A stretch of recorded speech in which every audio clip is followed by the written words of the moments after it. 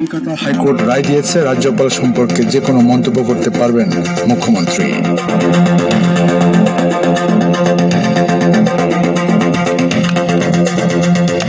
আসসালামু আলাইকুম। সংবাদ শিরোনামগুলো শুনলেন, এবার বিস্তারিত পরিবেশনে আছি আমি বাবুল আখতার। ইরানের নবনির্বাচিত প্রেসিডেন্ট বলেছেন, নিরপরাধ মানুষের রক্ত অপরাধীকে কখনোই ছাড় দেয় না। মার্কিন কংগ্রেসে ইসরায়েলের প্রধানমন্ত্রী বেনিয়ামিন নেতানিয়াহুর বক্তব্যের প্রতিক্রিয়ায় মাসুদ পেজেশকিয়ান এই কথা বলেন। বার্তা সংস্থা ইরনা জানায়, মার্কিন কংগ্রেসে বেনিয়ামিন নেতানিয়াহুর উপস্থিতি ও বক্তৃতার প্রতিক্রিয়ায় ইরানের নির্বাচিত প্রেসিডেন্ট মাসুদ পেজেশকিয়ান তার এক্স সোশ্যাল নেটওয়ার্ক অ্যাকাউন্টে লিখেছেন, নিরপরাধ মানুষ ও নিরাশ্রয় শিশুদের হত্যার অপরাধ কোনোভাবেই উপেক্ষিত হতে পারে না। একইভাবে অপরাধীকেও দাঁড়িয়ে সম্মান দেখিয়ে পবিত্র করা যায় না। আমেরিকায় বেনিয়ামিন নেতানিয়াহুর উপস্থিতি নিয়ে সে দেশের জনগণের ব্যাপক প্রতিবাদ সত্ত্বেও কংগ্রেসে ইসরায়েলের প্রধানমন্ত্রীর বক্তৃতাকালে প্রতিনিধিরা তাকে কয়েকবার উৎসাহিত করেছে। নেতানিয়াহু গতকাল গাজা উপত্যকায় ফিলিস্তিনিদের দুর্বিষহ অবস্থার কথা বিন্দুমাত্র উল্লেখ না করে ইরান এবং ফিলিস্তিনি জাতি সম্পর্কে যথারীতি কিছু অপ্রাসঙ্গিক দাবি করেছেন। গাজা উপত্যকায় ইহুদিবাদী ইসরায়েলের পাশবিকতা এখনও অব্যাহত রয়েছে। সর্বশেষ পরিসংখ্যান অনুসারে 7 অক্টোবর 2023 সাল থেকে 39,000-এর বেশি ফিলিস্তিনি শহীদ হয়েছে এবং 89,000-এরও বেশি আহত হয়েছে। ইরানের ইসলামী বিপ্লবী গার্ড বাহিনী বা আইআরজিসির প্রধান কমান্ডার মেজর জেনারেল হোসেন সালামি বলেছেন, তার দেশ সামরিক দিক দিয়ে এতটা শক্তিশালী হয়েছে যে দেশটির সঙ্গে লড়াই করার সাহস কারো নেই।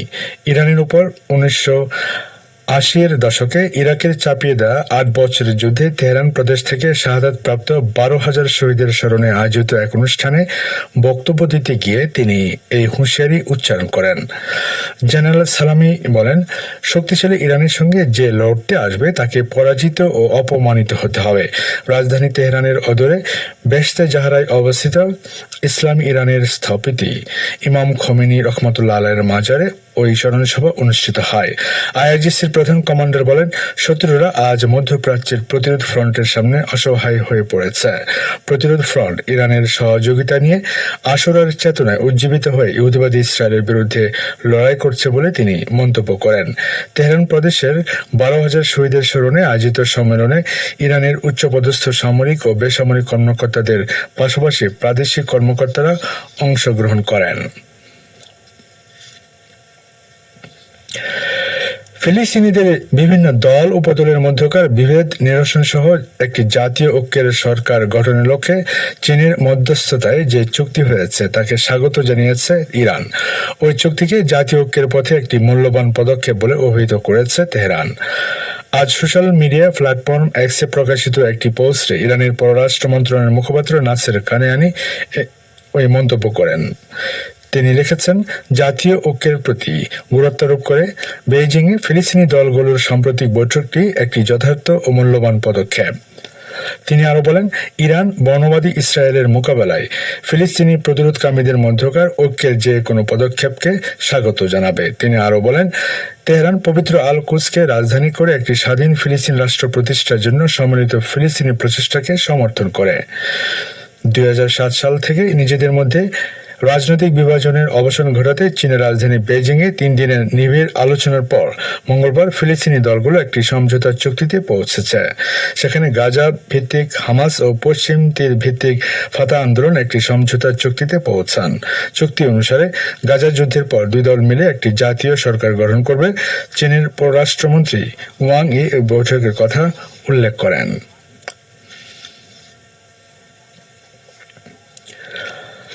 জাতিসংঘ মহাসচিব বলেছেন, ইসরায়েলি হামলায় গাজা উপত্যকার পরিস্থিতি সম্পূর্ণ বিপর্যস্ত হয়ে পড়েছে। এর আগে কোনো যুদ্ধক্ষেত্রে যা ঘটেনি। জাতিসংঘ মহাসচিব অ্যান্টোনিও গুতেরেসের বরাত দিয়ে বার্তা সংস্থা ইরনা আজ আরও জানায়, গুতেরেস বলেছেন, আমি জাতিসংঘের মহাসচিব হওয়ার পর থেকে সবচেয়ে জঘন্য পর্যায়ের হত্যা ও ধ্বংস দেখেছি গাজায়। গুতেরেস বলেন, গাজা উপত্যকায় মানবিক সাহায্যের মাত্রা চাহিদার সাথে মোটেও সামঞ্জস্যপূর্ণ নয়। তিনি বলেন, আমরা সম্পূর্ণ অন্যায্য ও অনাচারপূর্ণ পরিস্থিতির মধ্যে রয়েছে। গাজা অঞ্চলের কোথাও নিরাপদ নিরাপত্তা নিশ্চিত করার দায়িত্বে কেউ নেই। এমনকি মানবিক সাহায্য নিয়ে আসা দলগুলোর ত্রাণ সামগ্রী ওই এলাকায় লুটপাট হয়ে যাচ্ছে। 7 অক্টোবর 2023 থেকে আমেরিকা সহ পশ্চিমা দেশগুলোর পরিপূর্ণ মদদে অবৈধ ইহুদিবাদী ইসরায়েল ফিলিস্তিনের অসহায় ও নিপীড়িত জনগণের বিরুদ্ধে নৃশংস হত্যাযজ্ঞ চালিয়ে আসছে। আন্তর্জাতিক সম্প্রদায় এবং মানবাধিকার সংস্থাগুলোর নিরাপত্তার সুযোগে গাজা উপত্যকা সহ পশ্চিম তীরে বর্বর ইসরায়েলি সেনারা ব্যাপক গণহত্যা চালিয়ে আসছে। ধারাবাহিকভাবে তারা নারী ও শিশু হত্যা করে যাচ্ছে।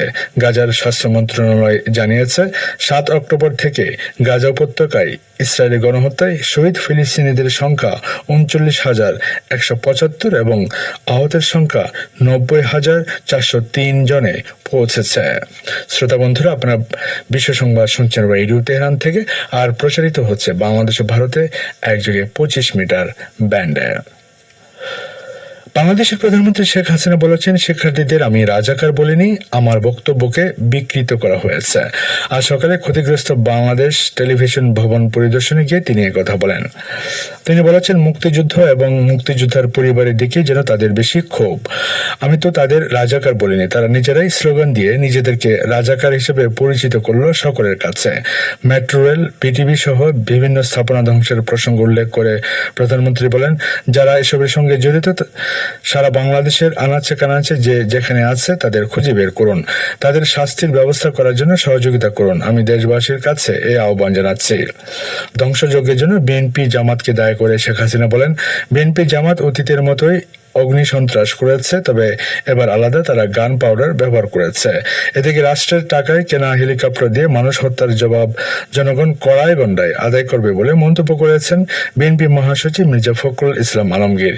শিক্ষার্থীদের কোটা সংস্কার আন্দোলনকে কেন্দ্র করে দেশব্যাপী সহিংসতার পর সাধারণ মানুষকে গ্রেপ্তার, জুলুম, নির্যাতনের ঘটনায় উদ্বেগ প্রকাশ করে আজ দেয়া এক বিবৃতিতে তিনি একথা বলেন। মির্জা ফখরুল বলেন, সরকারি চাকরিতে বৈষম্য বিরোধী আন্দোলনে শিক্ষার্থীদের ওপর সরকার দলীয় সন্ত্রাসী ও আইন শৃঙ্খলা বাহিনী যৌথভাবে হামলা চালিয়ে ইতিহাসে হতাহতের যে বর্বরোচিত নজির স্থাপন করেছে তা দেশ বিদেশের সব স্বৈরাচারের নির্মম নিষ্ঠুরতাকেও হার মানিয়েছে। কলকাতা হাইকোর্ট জানিয়েছে, পশ্চিমবঙ্গের মুখ্যমন্ত্রী মমতা বন্দ্যোপাধ্যায় রাজ্যপাল সিভি আনন্দ বোস সম্পর্কে যে কোনো মন্তব্য করতে পারবেন, তবে সে মন্তব্যের মাধ্যমে যাতে কোনোভাবে রাজ্যপালের মানহানি না হয় সেটা খতিয়ে দেখতে হবে। বিচারপতি ইন্দ্রপ্রসন্ন মুখোপাধ্যায়ের ডিভিশন বেঞ্চ আজ এই রায় দিয়েছে। ডিভিশন বেঞ্চের রায়ের পর মামলা ফেরত গেল একক বেঞ্চের বিচারপতি কৃষ্ণা রাওয়ের এজলাসে। হলফনামা আদান প্রদানের পরে নতুন করে শুনানি করে চূড়ান্ত সিদ্ধান্ত নেবে একক বেঞ্চ। রাজ্যপালের বিরুদ্ধে মুখ্যমন্ত্রী সহ 4 তৃণমূল নেতা 14 আগস্ট পর্যন্ত কোনো মানহানিকর মন্তব্য করতে পারবেন না, এই মর্মে অন্তর্বর্তী নির্দেশ দেন বিচারপতি কৃষ্ণা রাও। সেই নির্দেশকে চ্যালেঞ্জ করে ডিভিশন বেঞ্চের দ্বারস্থ হন মুখ্যমন্ত্রী সহ 4 তৃণমূল নেতা। আজ আদালত তার পর্যবেক্ষণে জানায়, একজন মানুষের মর্যাদা অত্যন্ত স্পর্শকাতর এবং পবিত্র বিষয়, সেটাকে রক্ষা করার জন্য আইনে সংস্থান রয়েছে। আবার মানুষের বাক স্বাধীনতা খর্ব করা যায় না, যদিও এই বাক স্বাধীনতার কিছু কিছু সীমাবদ্ধতা আছে। একই সঙ্গে সত্যি জানার অধিকার সবার আছে, যদিও এই সত্য প্রকাশের ক্ষেত্রে মুখ্যমন্ত্রী বা উচ্চ পদে থাকা ব্যক্তিদের অনেক বেশি দায়িত্বশীল থাকতে হবে।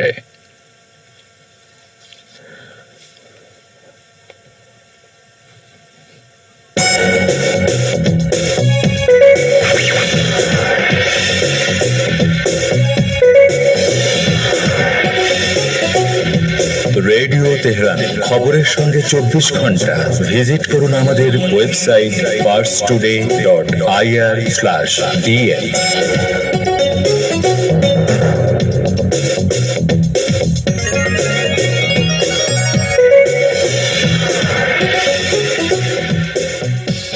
আবারও ফিরছি বিশ্ব সংবাদে।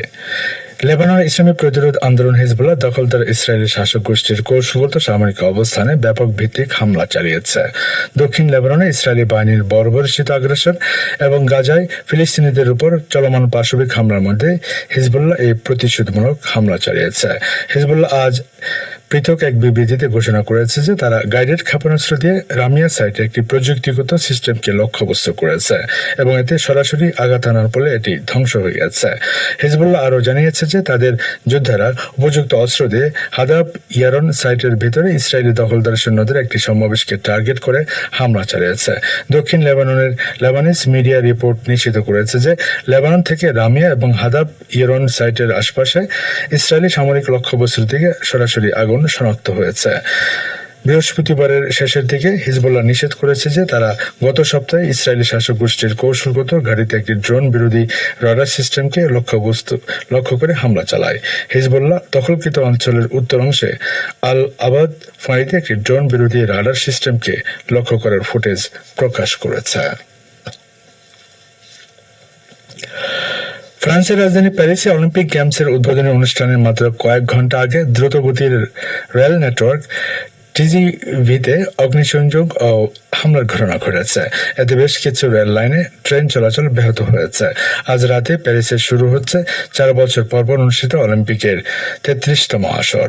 আজ ফরাসি ট্রেন অপারেটর সংস্থা এসএনসিএফ বলেছে দেশের হাইস্পিড রেল নেটওয়ার্ক স্তব্ধ করে দিয়েছে কিছু অসৎ ব্যক্তি।